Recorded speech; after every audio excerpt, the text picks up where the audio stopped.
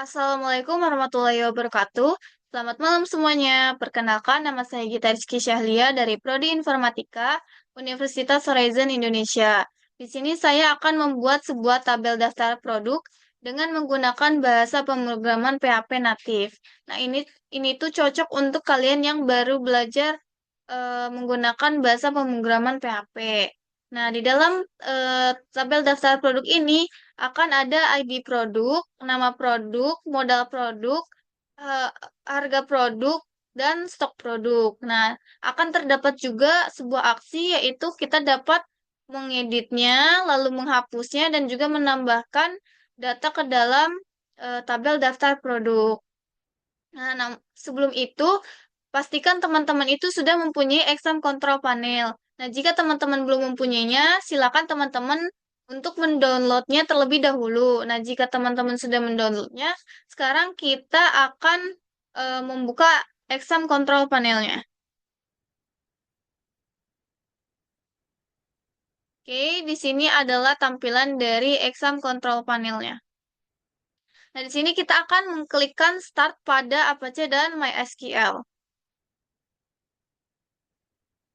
Nah, fungsi dari kita mengklik start ini agar kita dapat masuk ke dalam database. Nah, sekarang kita ketik admin pada MySQL, pada yang sejajar dengan MySQL ini.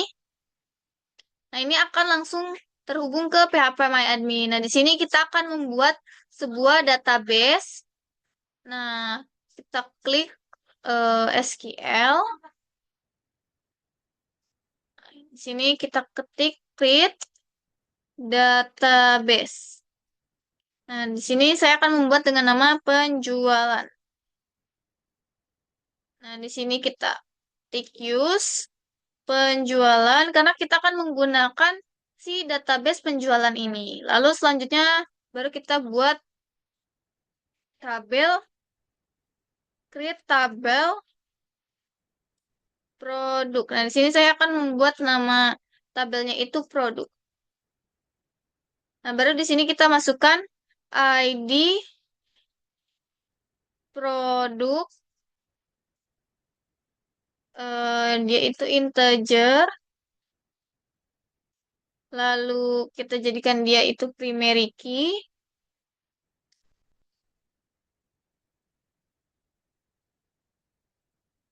Nah, kita jadikan juga dia itu auto increment.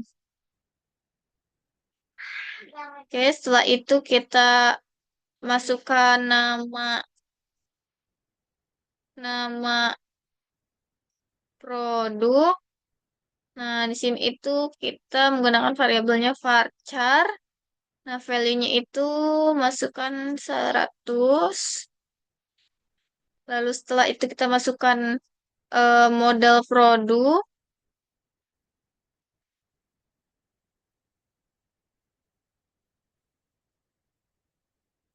Kita menggunakan desimal 10,2. Nah, lalu masukkan harga produk. Ini juga menggunakan variabel desimal 10,2. Nah, kita masukkan yang terakhir itu stok produk. Ini menggunakan integer.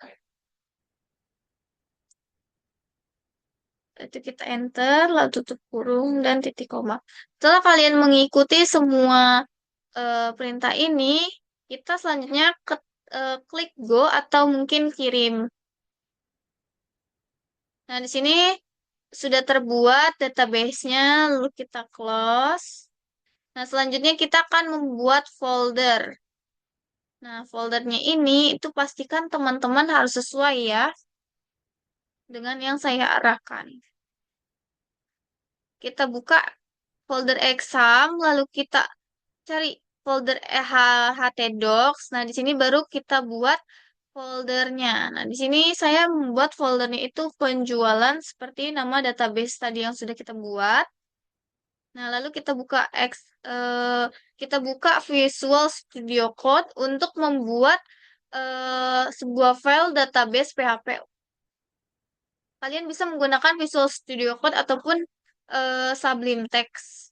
Di sini saya punyanya itu Visual Studio Code, jadi saya akan menggunakan Visual Studio Code. Nah, folder yang sudah kita buat tadi, kita tarik, lalu kita masukkan ke Visual Studio Code. Nah, udah masuk, kalau kita buat file database PHP. Lalu kita masukkan perintahnya PHP. Nah, di sini itu kita ketikkan hostname sama dengan localhost. Lalu eh, username. Username-nya itu root. Lalu selanjutnya itu kita masukkan password. Passwordnya itu kosong.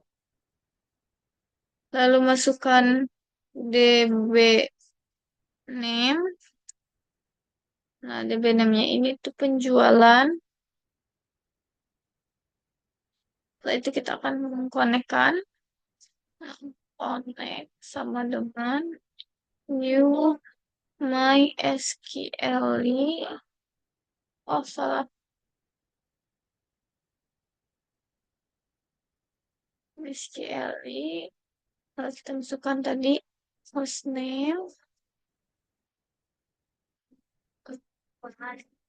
Ada username. Lalu ada password. Setelah itu dbname. Lalu kita buat kondisinya.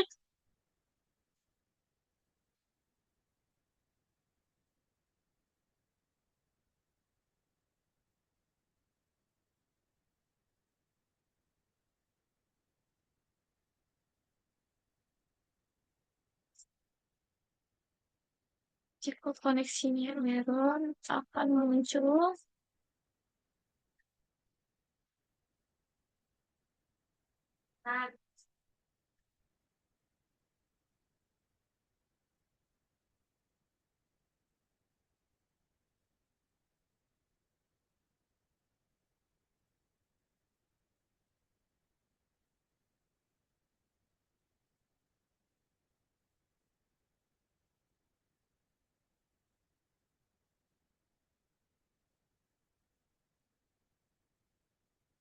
lalu kita tutup.